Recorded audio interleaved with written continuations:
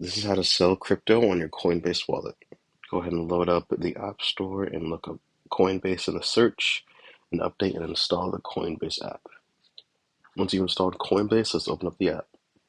As soon as you open up the app and if you haven't set up your account already, go ahead and go through the steps of setting up your account and adding your bank account and payment method in order to continue with this process. So as soon as you're on here, we're going to go to the bottom here. It says buy and sell.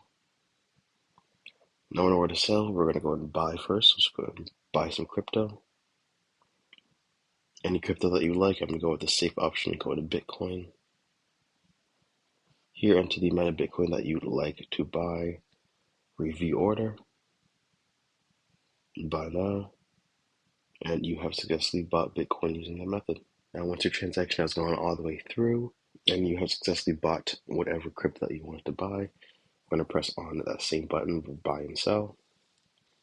Press on sell. I'm going to press on the option for Bitcoin and once again buy and sell on the bottom. Instead of buying, we're going to go and press on sell right here.